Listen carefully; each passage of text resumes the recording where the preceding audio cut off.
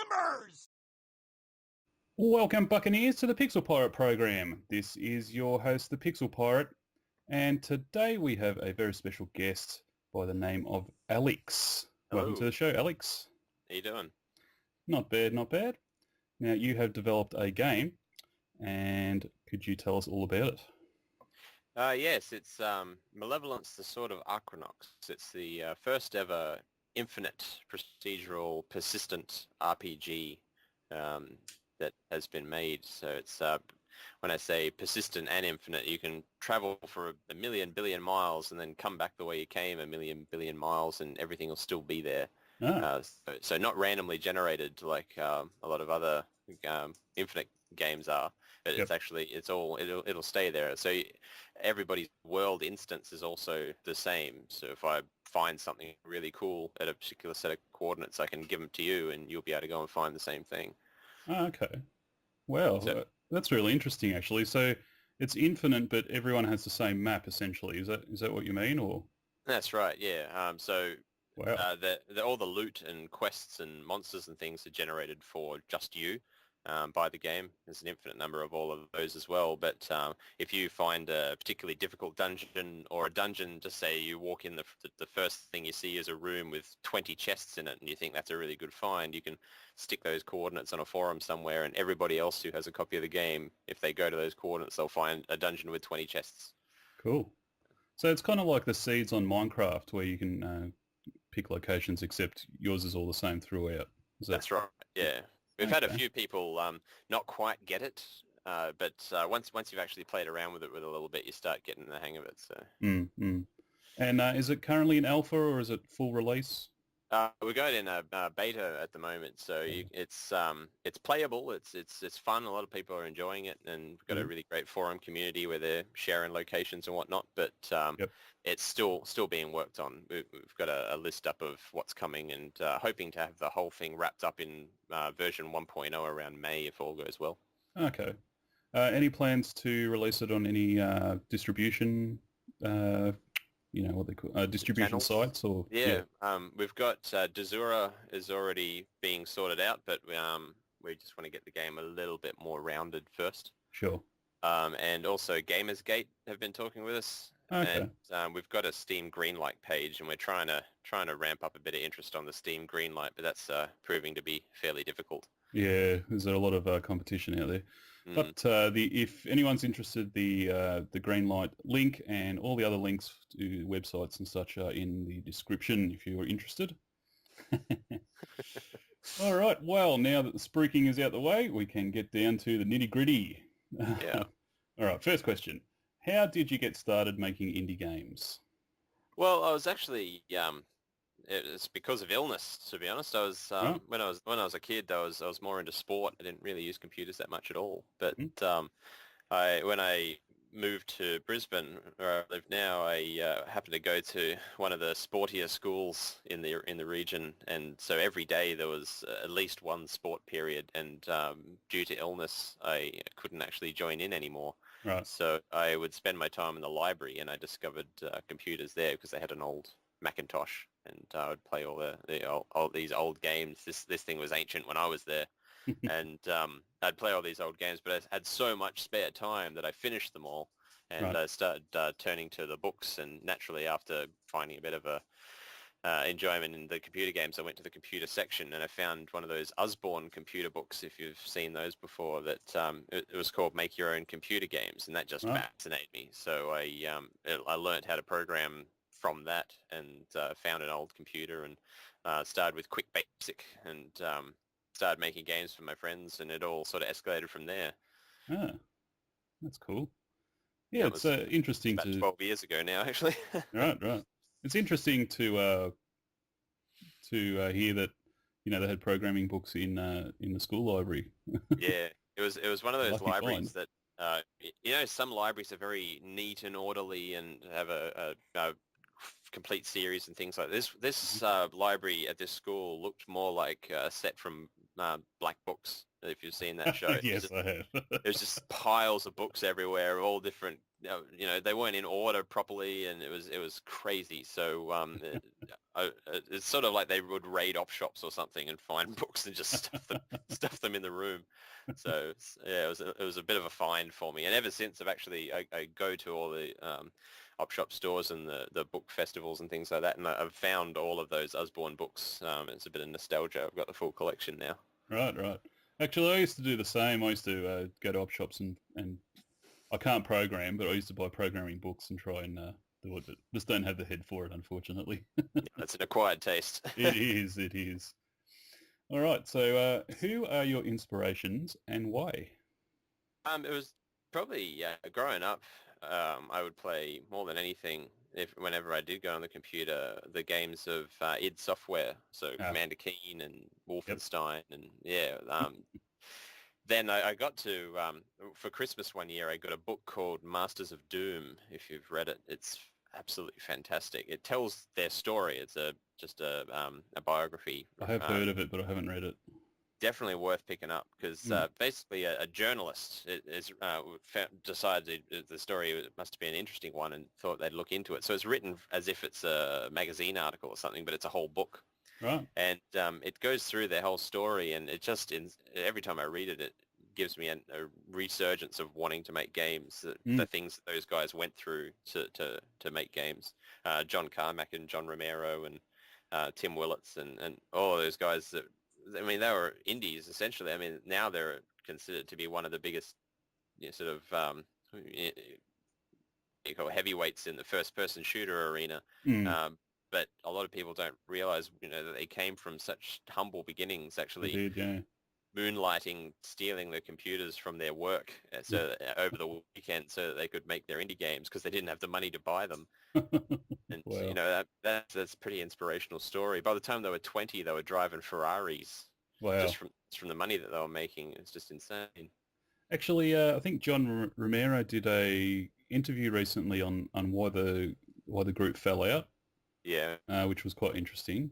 It is an interesting story. Yeah. Yes, but very inspirational indeed. If I had to pick one, then that would definitely be it. The guys that did Software. Yeah.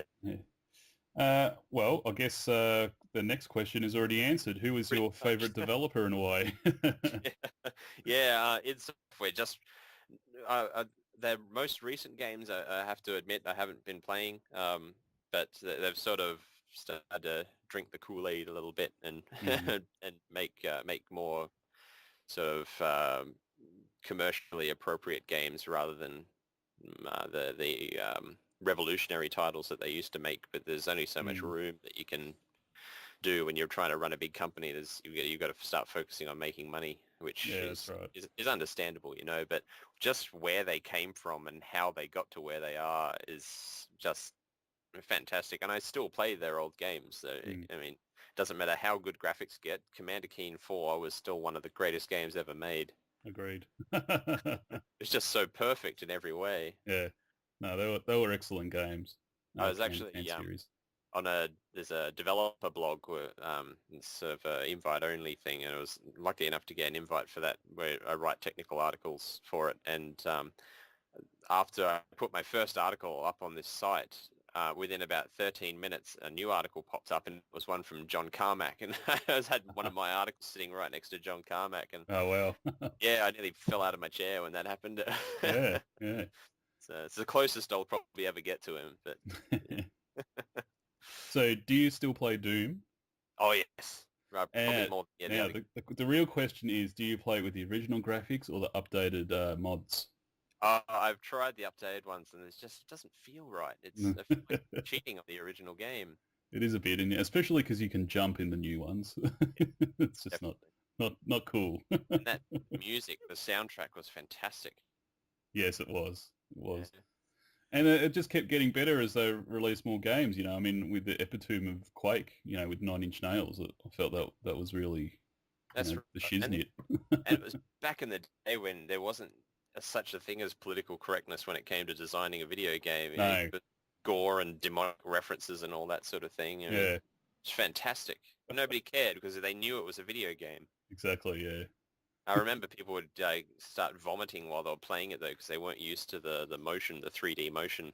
It Mm, was it's really cool. You don't get that sort of story anymore, really. no.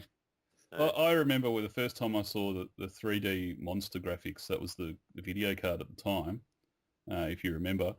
yeah. And sort of was it OpenGL or whatever first came out, and yeah, that just blew my mind. The particle effects and all that. This is crazy. I still remember doing the monorail intro to Half-Life 1 Yeah. and thinking graphics cannot possibly get better than this. How wrong I was. But at the time, it was. I wish a lot of people that from the younger generation that's coming through now could have experienced that Yeah, and seen. it really was a burgeoning of the industry, like an explosion of technology and game making at the same time, and yeah, it was a great time. I mean, even Wolfenstein was like that. I mean, it's just phenomenal. The jumps that you don't the jumps I think in technology are getting smaller and smaller as time goes on, Mm, and mm. that was partially what inspired me. I wanted to do something that hadn't been done before, just because nobody else is. Yeah, yeah. Yeah. Yeah, the 90s in general, I think were a really innovative time. I think maybe the only comparison you could make is perhaps when video games first came out in something like the 70s With the and arcades. the arcades and stuff like that. Or perhaps when, you could have them at home with the Atari and those systems first coming out. It's And the Pong where you actually had to turn yeah, the knob to actually move the thing. Yeah. And people complain about controllers now. they do. Actually, I don't know if you follow him, but there's a guy called Ashens on YouTube, and he just did a 40-minute special on all the different uh, controllers that came out during the 80s and 90s. It Oh was really wow. interesting. Yeah, That'd be a good video to some watch. really old stuff. Yeah. All right. If you had an unlimited budget and access to any IP you wanted, what game would you make and why? Half-Life 3. Half-Life 3. Forbidden. Denied. I am such a fan of that series. Just because I place a lot of importance on story-driven games. I think the literature aspect of a game, the that immersiveness that brings you in, aside from the visual aspect of it, is Mm, so important. And I have huge, vast amounts of respect for Valve Software for focusing so heavily on that. I mean, the story in Half-Life and Half-Life 2, it's on its knees begging to be made into a film, and they've finally mm. started talking about that, which is fantastic. But it's just, have you played episodes 1 and 2 of Half-Life? Oh, I have, but a long, long time ago when they first came out, so it's been The, quite a while now. the way it ended, I want to know what's next. Yeah. And if it came to it and I had those resources, I would just make what came next because I know where I'd like the story to go. Yep. So yeah, it's probably well, it's not my favorite game of all time. It's definitely my favorite series as a whole, just Mm, for that aspect, that story aspect. I wish more games would sort of take a leaf out of their book and push the story of a game that much more. mm, mm. So would you use the Source engine, or would you go for a different engine, or perhaps an ID one, or? Perhaps some of the mega texture things that Rage put forward were pretty damn cool. Yeah. So who knows? I'd probably bring in people that are a bit more of an expert than I am. I have a strange masochistic tendency to write my own engines rather than use other people's. All right. So I'm not that well versed in other people's engines as much as I should be. So I'd probably get some expert advice on that. Fair enough. Fair enough. What games are you playing right now? Very few. I don't have much time to game. I wake up, I go to work at my day job, I come home and work on Malevolence, and then go to sleep, and this whole cycle starts over and over. Yeah. But when I do occasionally get kidnapped by my friend Ben, we play Modern Warfare 3, just us two together, survival mode. Okay. I don't like online games in general, so when I get a chance to just play with people I know, I really enjoy multiplayer. Mm. But I'd have to say the most common fallback for me is Battlefield 1942. Right. Not a fan of the later Battlefields in terms of their multiplayer aspect. Yeah. But that 1942 with the Desert Combat mod, that's just, that's fantastic. I did play that many hours, too many hours, I should say. Yeah, Yeah. it just doesn't grow old for me. So that's probably, that's basically what I've been playing for the last 3 years. Yeah, the game that doesn't grow old for me is Soldier of Fortune 2 multiplayer. Yeah, Great that game. was really great. Yeah. Yeah. All right. What was the first game you ever made that you were proud of? Pride is a bit of a problem for me. I'd say I'm proud of every game I've made. But the first game I ever made was from start to finish rather than just dabbling with things. It was, you would have played Scorched Earth before? Oh, that rings a bell. Or did you ever play Gorilla? Yes. Throw the banana. Scorched Earth. Yeah, of course. Yeah. Yep, Gorilla as well. It was a game like that, and the mechanics of the game were quite simple because I did it because we had learnt parabolas in school, so I knew the maths, and it was very easy for me to actually calculate the trajectory of the shells that you were firing across the screen at each other. Right. But the thing that made me really proud about it was that I, for the first time, put in a music system, and it was an 8-bit music system, and I'd coded this whole thing by hand in BASIC. Right. And I was quite proud of that because up until then, everything that I'd ever done was either silent or just had little blips in that for when a particular thing happened. Yep. It was sort of, it marked an important moment for me because back in Quick Basic days, depending on how much you know about programming, it was single-threaded programming. It wasn't object-oriented. So basically, the program could only ever be executing one line of code at a time, whereas more modern programs, they can be doing multiple things at the same time. So you can have one thread handling the music, one thread handling controls, one for graphics. Right. But back in BASIC, you could only ever be doing one thing at a time. So to be able to be playing music and handling the game and the graphics and the input and all that it was a big step for me, considering I was 10 at the time. Right. So it was, that would probably be it. Right. Okay. What is your favorite game that you yourself did not create, and why? Oh, it's a hard one. I get a lot of hatred for it, but up until fairly recent, I'm very behind the times with games, I have to say. I often wait until years after they've come out to play them. I'm not really one of these people that jumps on the new game every time it comes out. Mm-hmm. The only games that I've ever done that for have been the Elder Scrolls series. But just recently, in the last 18 months or so, I played the game Fable. Yes. Not any of the sequels, but just Fable. And for me, personally, it was the perfect game. It was just so well done in every way because I hadn't heard any of the hype that had led up to of what they were going to make happen in the game. Yeah. Do you remember, is it Peter Molyneux did it? Yeah, you can do anything. Yeah. He'd been spouting all of these ridiculous claims about what the game could do. I had heard none of that because I was years after it happened, and I don't keep really in touch with the industry anyway. Mm-hmm. So I took it as a completely standalone game, and I'm a big fan of RPGs, as you can probably guess from Malevolence. Mm-hmm. I played it, and I was borderline heavy addicted on this game. I did nothing else. It consumed my every waking hour. And it was utterly fantastic. But before that, it was Quake 3 Arena. Yes. And up until I had my run-in with Fable, it was definitely Quake 3 Arena. I just couldn't get enough of that game. I played in tournaments with it. I actually in a very very special event for me. I actually got to play against the world champion at the time, 0-4, I think it is. And we played 2 matches. The first match, it was he got me 20 to -13, and it was over in about 2.5 minutes. The second match, though, he said you get to pick the map, which was I have one map, the longest yard. If you remember it. I can't. I only ever played one map usually, but go on. Fair enough. It's basically a floating map in space, and then there's one little island way off in the distance that has the railgun on it. That's the one I used to play. I don't know it as that. I know it as something like DM17 or something like that. Yeah, right. That was my best map. Amongst the people that I knew and in the local competitions that I played, I was unstoppable on that map.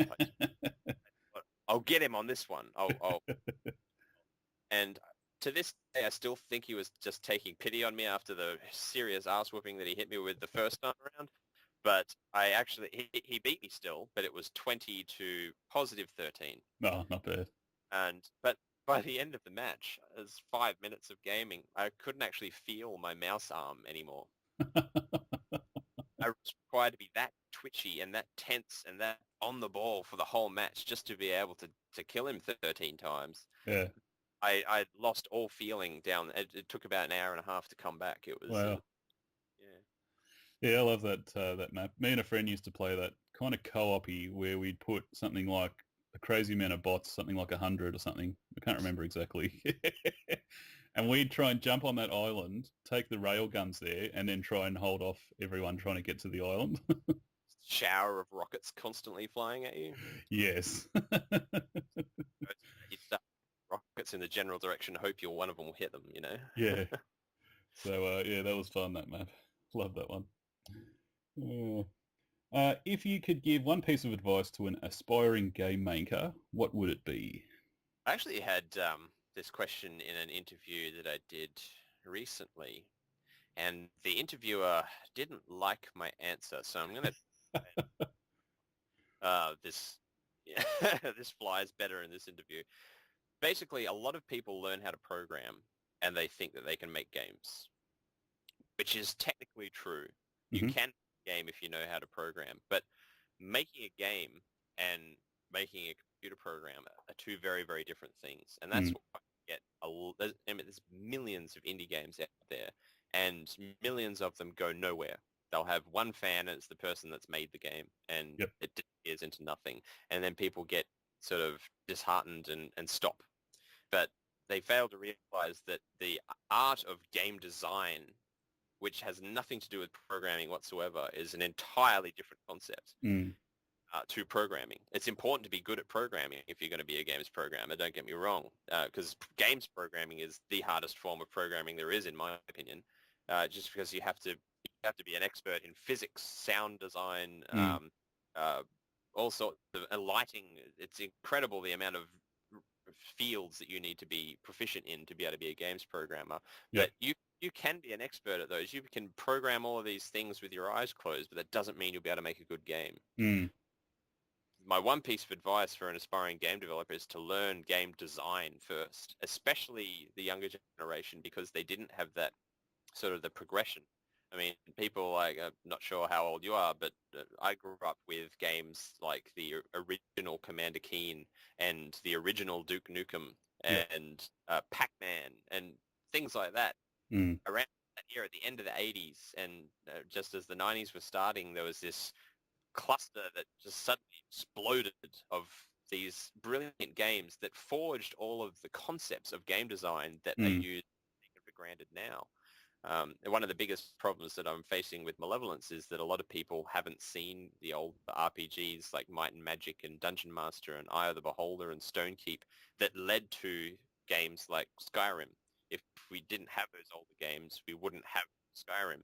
Yeah. It's came from. Everything is an evolution in the game design industry, but it's important to know where that evolutionary path led to. You know, it's a lot of people will see, you know, the latest Need for Speed and think, oh, I'll make a game like that. But they really need to look at games like Outrun or something like that, and from back in the 80s, and work out what made that good. Why was that popular? And then steps that it took to get to Need for Speed. Yeah. Because the older games are kind of the stripped down, like heavily stripped down versions of new games. So you got all the bells and whistles, you know, nowadays, whereas back then the basics were the bells and whistles. So yeah, I see where you're coming from, definitely.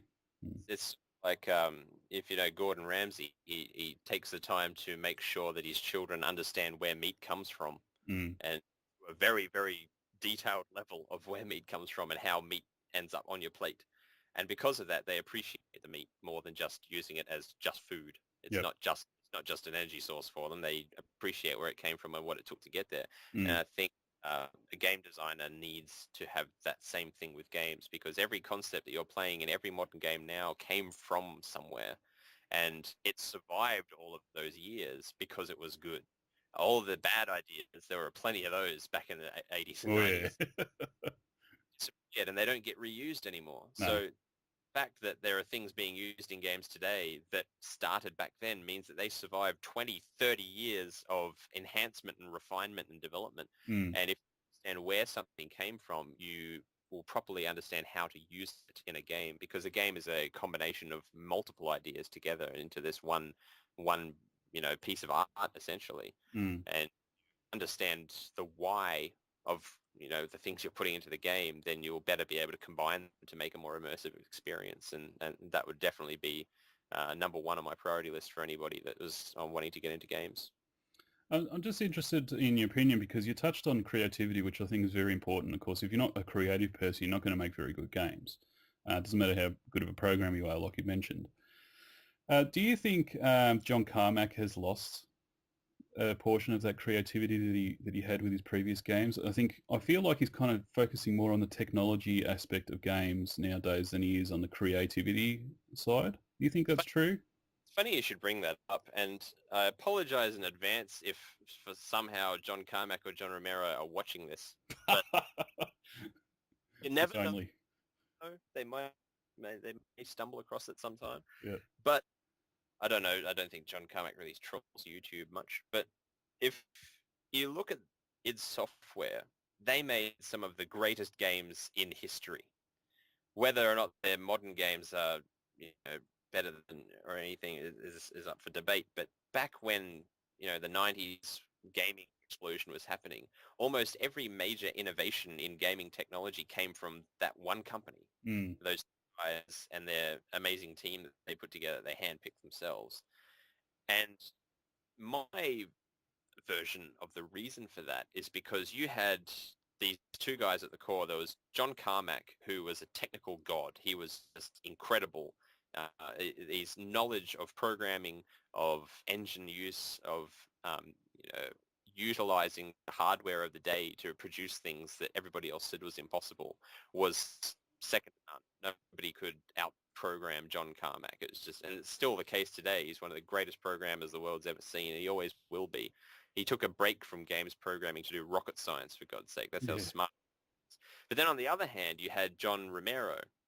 And John Romero, he was a good programmer, but he wasn't anything particularly special. Back in the day he was. When he was a kid he was. But compared to games programmers these days, he's just like everyone else. But his ability to design is phenomenal. Like his creativity levels are so explosive that it ended up he couldn't control it, and it ended up with Daikatana.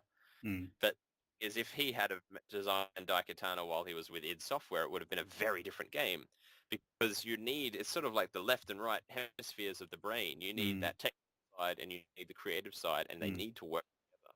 Because as soon as, while they were together, they were producing Commander Keen, Wolfenstein, Doom, and the beginnings of Quake, things that permanently changed the games industry forever. Yeah. I mean, the whole concept of just a first-person shooter came from them. It is what it is today, having that gun on the screen as you're walking around, putting controversy into games like that. All these things everyone just takes for granted all came from one spot. And it's because they had the best of technology and the best of design working together in this really, really seamless way. But as they broke apart, the games started getting more and more mainstream, and then split. And then id Software goes off to make things like, Quake 4. And then John Romero goes off to form, to do Daikatana and all that sort of thing. And they eventually went on to make Ravenwood Fair, which is a bit better. But they both have gone mainstream and just become like everybody else. They're not doing it.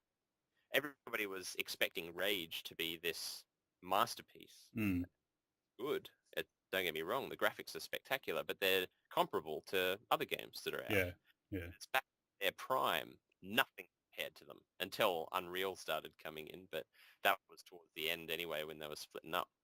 So, but during their Commander Keen days and Doom days, nothing compared to id Software games. Then they split and they became like everybody else. And it's sort of the personification of that idea that you need to marry creativity and design together to be able to create a proper whole. Yeah, definitely agree. All right. What do you think is in store for the indie gaming industry into the future? Well, I've been lucky enough to sort of come into it at a very opportune time. When I started working on my game, I didn't actually realize that there were that many other game developers, indie game developers, doing their thing. I thought it was more of a bigger groups doing it. Hmm. And then a guy started at my work and said it was introduced to somebody who made indie games, which he did. He actually worked for Half Studios, who made Fruit Ninja and Jetpack Joyride and that sort of thing. Okay. Yep. And then he moved on, and now he worked where I work. And I got to talk to him, and he introduced me to dozens and dozens of people that all make indie games just like what I was doing, and getting to talk to them all and seeing the game that they're creating was just sort of a real eye-opener for me, and it was fantastic to see. And I Mm. started realizing more and more, because I had this preconceived notion that to actually make a game to the point of having it out there and selling it and making money off it and potentially even making a living off it if it's very successful, I thought that was purely for the realm of the big companies, and that's it. That's the only way you could do it. You had to, get some $2 a week job in QA and work your way up the ranks painfully, Mm. working 90-hour weeks and getting that way. But then I started being shown that anybody can do it. And then with Malevolence, we actually did a Kickstarter to get the funding that we needed to finish it off, and ended up getting 500% of what we asked for on the Wow. Kickstarter. And I started realizing more and more that if you want to make a game and you've got a good idea and a good team and can prove that you can do it, there are Mm. people who just give you money. You don't need a production house that will end up controlling your interests and telling you what you have to do and changing their mind and things like that. You can do it your way, completely your rules. And it's a very realistic, a real thing that you can do. And as I'm finding now, I mean, Malevolence is out in beta and people can buy it, and I'm actually getting lots and lots of sales, and it's something that 3 years ago when I started this, I never would have thought was even possible. So I think given that, Notch proved that you can become huge from an indie game, he Mm. was doing this thing as a hobby, and then all of a sudden exploded, and he's in the, nearly 10 million sales now just on PC. It's just at 20 euros a pop, I might add. Yeah. Um, he was he was lucky because there will never be another Notch because everybody's used to indie games now. But he did that right when people were sort of just getting used to the concept that indie games are a thing. Mm. They were underground before. I mean, people have always made indie games, but they were very subtextual compared to the industry as a whole. But now, especially with Kickstarter and Indiegogo and other crowdfunding opportunities, people are realizing that, yeah, they can form a team, get a large sum of money if they've got a good enough idea, which they are beholden to no one in the use of, and make their dream come true Mm. and release and potentially make a living out of it, or at least fund the next game. Because as you may have heard talking to indie developers, it's even if I was flat broke, which I have been in the process of making this game, I would still be making games. And I Yeah. had somebody the other day at an interview, what would you do if Malevolence took off and became Minecraft and you would never had to work again? They said I'd probably just keep making games. Games. Yeah. Nothing changed. I just have to do it, and I'm finding it's the same with many other indie developers. Yeah, they're not doing it to get rich. They're not doing it to get fame or anything like that. They just love making games and they want to share them with people. And I Mm. think that attitude, coupled with the freedom and the ability to do it, especially with things like crowdfunding, is going to make indie games get more and more and more mainstream and popular, and to the point where people will put them on par with AAA titles, especially with the quality of some of the indie games. Mm. Definitely. Yeah. And do you think because that people aren't answerable to publishers and so on, that the games are being more refined and honed towards certain goals and things like that, or? Well, I've actually found this is a bit of a generalization, but indie games tend to be more creative. It's sort of I don't know how many of the Call of Duties I've looked at, but they're all the same. Mm. Yeah. but they just keep pumping out more. The real-time strategy games coming out from AAA titles, there's nothing innovative about them. No. But if you were in a AAA company and the board meeting happened and said, "What's our next game?" and you said, "Let's make a completely 8-bit game where you punch blocks and then place them into other block formations, and that's all," they would laugh you out of the room and fire. That no AAA company would ever do that. They would never take that on. They would laugh at you and say, "That's not going to make money." No. But then Minecraft happens because he has no fear of being told it's not going to work. If he has an idea and he wants to make it, he can. Then all of a sudden, 9 million sales later, I think the winner is left standing. And Mm. it's the sorts of games. There's other fantastic indie games like The Archer, if you've played that one. It's No, I don't think I have actually. definitely worth checking out. Once again, made by this very small team, and fantastic game, really, really innovative, playing on a lot of the more old school mentalities of the Commander Keen sort of era, but with a bit of a modern twist and a fantastic graphic design. But once again, even though it's a fantastic game, it's, very popular, and the guys getting interviewed left, right, and center, and let's play videos being made everywhere. A AAA company would never have made that game, not Mm. even considered it. And I think that's what we're seeing more and more of, people realizing that as an indie with means, you can make whatever you want so long as it's fun. Mm. Whereas AAA company, they're looking at it from a corporate perspective. Will this make money? Is this a brand that would be able to continue? Can we get a merchandise line out of this? That sort of thing. Yep. So I really think that that mentality, as it shifts, will start seeing more and more innovation. Hopefully. All right. Last question. If you could choose one thing to change about the indie gaming industry, what would it be and why? Um, I think it would be exposure, to be honest, because a lot of people that venture into the indie market and look for indie games, I think they're expecting to find AAA looking games.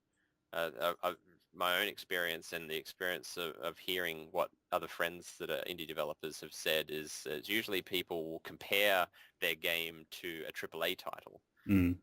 not probably comprehending that AAA title was made with a team of 600 people and $15 million budget Mhm. over the course of 2 years, whereas the indie games are usually made by one or two guys on a single computer with a budget that allows them to buy pizza to survive. Yeah. And that, you know, I think the only thing stopping that from being understood is the exposure. At the moment, the AAA companies, they get huge, big PR departments with millions of dollars advertising, all that sort of thing, whereas you need to have a street team to be able to do that sort of thing.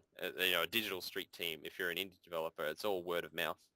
And it could just be because of how young the modern indie scene is. I mean, the indie scene has been around for decades, but Mm. the new generation of the indie scene, I think, just needs people to get used to it more. And I think that's the one thing I'm looking forward to seeing change, as more people get used to the fact that, yeah, they're going to release betas that you can play and they're not going to be finished, or, yeah, the graphics aren't going to look like Rage or Skyrim. Um, people that are building these games out of love and not necessarily commercial interests. Um, Once that becomes a common mentality, I think it will reduce the fear that a lot of developers have of being able to try something. A lot of people I know that are developers, they say, "I've got this great idea for a game." People would just make fun of it if I was to actually make it. Mm. Uh, that should never happen. If the game is fun, it makes you laugh, and it makes you want to play it again, it doesn't matter what it's about. You should just make it. Is sort of my opinion of it. But unfortunately, it'll take time for everybody to follow that bandwagon. Yeah. Yeah. Do you think that as far as graphics goes, do you think that the gap's closing with tools like Unity and the Unreal Engine and stuff like that being free or free to use it to a certain extent? Do you think like that gap's closing now? Whereas before you'd have to make your own graphics. Now you can sort of utilize really what would have been really expensive tools in the past and now are free. I keep seeing, like I said, I've got a fantastic forum community with my game, and they've got a whole section on there that they've created for showing off indie games that they've found that they like the look of. And every so often I go on there, and my instinctive thought is, that's not an indie game. That's got to be done by some big studio or something. And then I look into it more, and I find this, first-person shooters with near photoreal graphics. I see physics systems that just bonkers. It's so accurate. Mm. Or I'll see, even with real-time strategy games, I'll see the quality of the 3D models where you can zoom the camera down and see their facial expressions and things like that. Mm-hmm. And you look at the credits and it's made by 4 people, Yeah. and it just blows my mind. I think one of the best examples of that was a few years back. Did you read about Project Offset? No, I don't think so, no. It was a bit of a sad story, actually. It was an RPG that was being worked on by 2 guys. I think they were brothers, but I'm not 100% sure on that. They were working on this engine and building an RPG off it that the graphics on it just defies belief. You've got to look it up on YouTube. Just do a search for Project Offset. But they had offers over and over and over again to be bought out, have their technology bought out, and use them all the time because they didn't want somebody to come in and tell them how to make their game.